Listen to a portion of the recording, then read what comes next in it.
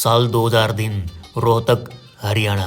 आज यहाँ रोहतक कोर्ट में खलीबली मची हुई थी क्योंकि पुलिस की एक गाड़ी कोर्ट परिसर में आकर रुकी। दरवाजा खुला, एक आदमी नीचे उतरा, आसपास पुलिस वाले, साथ में वकील, पूरा काफिला कोर्ट के अंदर जा रहे ला। सब कुछ नॉर्मल था। अचानक धाए धाए धाए धाए धाए गोलियों की बौछार शुरू हो गई।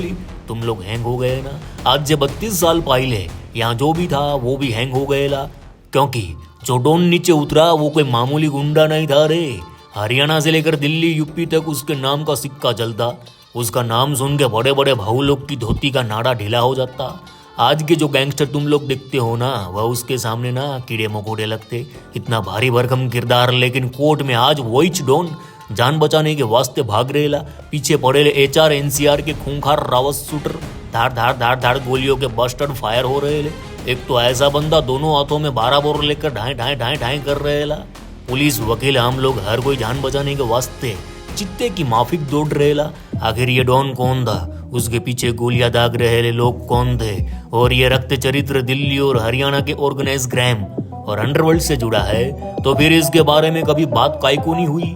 तो सुनो मामा, अभी तुम लोग के खोपड़े में जो कहानी गई ना, वो सिर्फ ट्रेलर नहीं था, वो सिर्फ टीजर था। अभी तो अक्खा ट्रेलर भी आएगा और अक्खी फिल्म भी आएंगी, क्योंकि इस फिल्म के जो किरदार है ना, वह पिज्जा बर्गर खाने वाले नहीं थे रे, वह देसी घी और दूध पीने वाले थे। तो मामा तैयार हो जाओ, अपन जा रेला दिल्ली और हरियाणा के इतिहास के उन पन्नों को पलटाने जिन पन्नों पर धूल जम चुकी है। यकीन मानो पन्ने पलटेंगे तो तूफान उठेगा। ऐसी कहानी ना आपने कहीं सुनी होगी ना देखी होगी। मुंबई या अंडरवर्ल्ड को तो भूल ही जाओ, यहाँ तो वायलेंस ही वायलेंस है।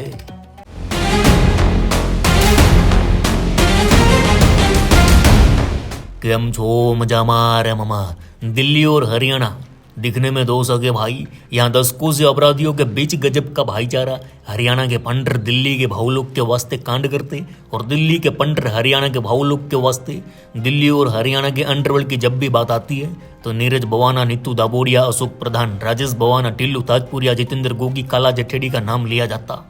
लेकिन मामा, ये सारे तो आधुनिक गैंगस्टर, लेकिन 90 के दशक या उससे पहले जो इस भूमि पर गैंगस्टर हुए, खून खराबा हुए ला, उस पर कोई बात नहीं करता, क्योंकि किसी के पास जानकारी ही नहीं है। टेंशन ना लो वीरे, आपका गुज्जू भाई बात करेंगा। 32 बोर सीरीज आ रहेली, HR और NCR में तहलका मचाएंगा। बैक टू बैक वीडियोस आने वाले हैं। गैंग वॉर, गैंगस्टर एनकाउंटर जो 90 के दशक या उससे पहले हुए उस पर, जहां से HR और NCR में अंडरवर्ल्ड की शुरुआत हुई। तो इस 32 बोर सीरीज के पहले एपिसोड में बात होएगी डेयर डेविल गैंगस्टर अनूप पहलवान हत्याकांड की, जिसे भरे कोर्ट में इस तरह खल्लास कर दिया गया कि अब बॉलीवुड और हॉलीवुड की फिल्में भूल जाओगे। 2000 शुरू हो गए ला। अनूप पहलवान अपने भाई की मौत से बावरा हो चुका था। कृष्ण पहलवान और कपिल के गिरोह, उनके परिवार और उनके रिश्तेदारों को चुन चुन कर खल्लास कर रहे ला। दिल्ली और हरियाणा की सड़कें खून से लाल हो चुकी थी और पुलिस आंखें फाड़ फाड़ कर देख रहे थी, बस खामोश। लेकिन अब सिस्टम का दबाव था, वायलेंस इतना था कि राजधानी दिल्ली की इमेज कमजोर हो रही थी। तब सीनियर अफसर LN राव को जिम्मा सौंपा गया इस गैंगवॉर को रोकने के वास्ते। उन्होंने जिम्मा सौंपा क्राइम ब्रांच के इंस्पेक्टर राकेश दीक्षित को। राकेश दीक्षित ने अपने मुखबिरों को एक्टिव कर डाला और कुछ ही समय बाद उन्हें खबर मिली अनूप पहलवान हरियाणा पुलिस के एक निरीक्षक के बेटे की फैक्ट्री में ठिकाना बनाकर छिपा है। दिल्ली पुलिस के पूरे लाव लश्कर ने फैक्ट्री को घेरा और अनूप पहलवान को दबोच कर तिहाड़ जेल भेज दिया। अब यहाँ अनूप भी तिहाड़ में और कृष्ण पहलवान भी तिहाड़ में। लेकिन तिहाड़ में अनूप पहलवान की जिंदगी ने करवट ली। उस वक्त तिहाड़ की DG थी किरण बेदी, जिन्होंने तिहाड़ में क्रांति ला दी।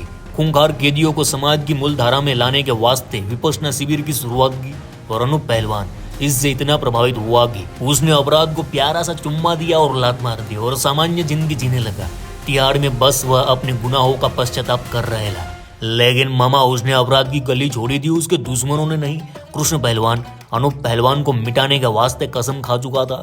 उधर रोहतक कोर्ट में सुभाष रोहिल हत्याकांड मामले में अनूप की पेशी थी, तो अनूप, नरेश काला और विनोद दानी को तिहाड़ जेल से सोनीपत जेल भेज दिया गया। 24 मई 2003 रोहतक कोर्ट। आज यहाँ सेशन जज विनोद जैन सुभाष हत्याकांड मामले में अनूप पहलवान, नरेश काला और विनोद दानी को फाइनल फैसला सुनाने वाले थे। अरे पठान, ये तीनों उस जमाने के HR NCR के सबसे दुर्दांत अपराधी थे, यानी हार्डकोर क्रिमिनल्स थे। जब इन्हें तिहाड़ से सोनीपत जेल लाया गया तो कम से कम 20 से 25 हथियारबंद पुलिस वाले बख्तरबंद गाड़ियों में छोड़ने आए ले। लेकिन अब कहानी में आएगा ट्विस्ट। तो सुनो चच्ची जान, उस वक्त रोहतक में राम कुमार करके एएसआई हुआ करते, बड़े ईमानदार, जो सोनीपत जेल जुवेनाइल के कैदियों को छोड़ने गए ले, जो मामूली अपराधी होते। अब यहाँ राम कुमार को बोला जाता, आप अनूप पहलवान, नरेश काला और दानी को रोहतक कोर्ट लेकर जाएंगे। अब राम कुमार के साथ 2 कांस्टेबल थे और एक भी हथियार नहीं। ये तीनों डेयर डेविल गैंगस्टर भाग भी सकते, इन पर हमला भी हो सकता। राम कुमार ने बोला, ये अपन से नहीं होएगा बेड़ू। फिर भी उनको ये जिम्मा सौंप दिया गया। अब राम कुमार ने जैसे तैसे जेल से हथियार का इंतजाम किया। जंग लग चुकी, 303 राइफल मिली, 2 गाड़ियों का इंतजाम हुआ। उधर तिहाड़ में बंद गैंगस्टर कृष्ण पहलवान को इस पेशी के बारे में पहले ही जानकारी मिल चुकी थी। उसने जेल से ही अक्खा फल्टू फट्टा प्लान बना डाला। अपने खूंखार आदमखोर शूटरों को हायर किया। मॉडर्न हथियारों का जखीरा रोहतक कोर्ट पहुंचाया गया। मानो अक्खा रोहतक रक्त चरित्र मैदान बनने वाला था। उधर अनूप पहलवान तो अपराध छोड़ चुका था, लेकिन उसके गैंग को जानकारी थी कि हमला होएगा, वो भी रास्ते में। कई को तो 3 पुलिस वाले ही सुरक्षा में थे। 24 मई 2003 सोनीपत जेल, एएसआई राम कुमार और उनके साथ 2 कांस्टेबल अनूप पहलवान, नरेश काला और विनोद दानी को 2 गाड़ियों में बिठाकर रोहतक कोर्ट की ओर रवाना होते। सुरक्षा के नाम पर सिर्फ 3 पुलिस वाले थे, लेकिन अनूप पहलवान गिरोह को सख्त था कि रास्ते में कृष्ण पहलवान हमला करवा सकता है, तो चोरी छिपे कुछ गुर के साथ थे। अब वक्त होएगा 11:30 का। दोनों गाड़ियां रोहतक कोर्ट सही सलामत पहुंच गए तो गुर के बिंदास होकर वापिस लौट गए। इधर एक गाड़ी से अनूप पहलवान और दानी उतरे, दूजी से नरेश काला। तीनों को लेकर पुलिस वाले कोर्ट के अंदर दाखिल होते। साथ में अनूप का वकील प्रदीप मलिक थे। यहाँ ग्राउंड फ्लोर पर सुनवाई होने वाली थी। जैसे ही ये लोग कोर्ट में एंटर हुए, अनूप बोला, मैं हल्का होके आता।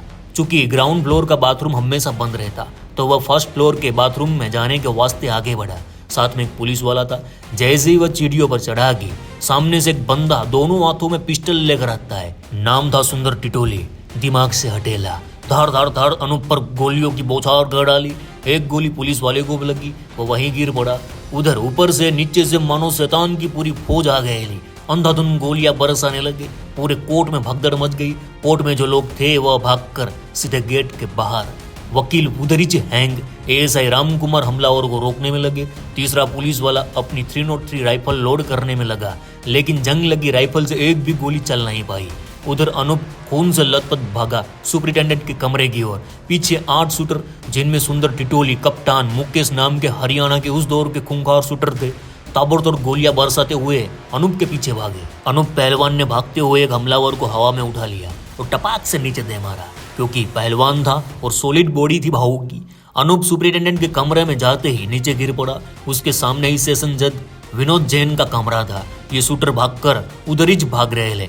जज के गनमैन ने उन्हें देख लिया और फायर कर डाला। एक गोली मुकेश के जबड़े में लगी। जैसे ही उसे गोली लगी, हमलावर समझ गए पुलिस की जवाबी फायरिंग शुरू हो गई। अब वह अनूप को छोड़ खुद की जान बचाने के वास्ते भागी। पीछे से राम कुमार ने भागते हुए शूटर पर गोलियां दागी। कप्तान के पैर में गोली लगी और 8 में से 3 शूटर पकड़े गए, बाकी रफू चक्कर हो गए थे। इधर वकील मलिक ने अनूप और घायल पुलिस वाले को जीप में डाला, रोहतक पीजीआई ले गए, जहां अनूप ने दम तोड़ दिया। उसे 14 गोलियां लगी थी। कुछ दिन बाद घायल पुलिस वाला भी शहीद हो गया। इधर इस हत्याकांड ने उस वक्त अक्खे हरियाणा को हिला डाला था, क्योंकि पहली बार हरियाणा के किसी कोर्ट में ऐसे बेखौफ बदमाशों ने तांडव मचाया। बाद में इसमें कृष्ण पहलवान गिरोह का नाम सामने आया और सभी आरोपियों को सजा हुई। लेकिन ये कहानी यहाँ खत्म नहीं होती मामा, क्योंकि अनूप गिरोह का अगला वारिस उदयवीर प्रधान और मंजीत महल अब मैदान में उतरने वाले थे। अब होने वाला था दिल्ली के विधायक और कृष्ण पहलवान के भाई भरत सिंह का कत्ल। आपको बता दे, 32 बोर सीरीज में बहुत सारे एपिसोड आने वाले हैं, जिसमें दिल्ली और हरियाणा के उन आपराधिक पन्नों को अपन पलटाएंगे जिसके बारे में कभी बात ही नहीं हुई। अनूप अपने जिस भाई की मौत से पहलवानी छोड़ अपराध के दलदल में आया ना, उस बलराज पर हरियाणा और दिल्ली में 36 मर्डर के केस थे। सोचो कितना खूंखार गैंगस्टर रहा होगा वह। कौन था कृष्ण पहलवान, कैसे उसने दिल्ली एनसीआर और हरियाणा में खूनी रक्त चरित्र की शुरुआत की। अनूप पहलवान, बलराज, कृष्ण पहलवान, कपिल, नरेश काला, कप्तान, इन सब पर एपिसोड आएगा। इस गैंग वॉर की शुरुआत कैसे हुई थी, इसमें कितने लोगों ने जान गंवाई, उन बड़े बड़े नामी लोगों की हत्याकांड पर भी बात होएगी। तो 32 बोर सीरीज को एक लाइक देकर हमारा हौसला जरूर बढ़ाए, क्योंकि अगला एपिसोड आएगा बलराज पर, जिसमें रक्त मानो पानी की तरह बहेगा। तो आज के लिए बस इतना ही। चलो इस गुज्जू भाई का राम राम, मिलते हैं फिर।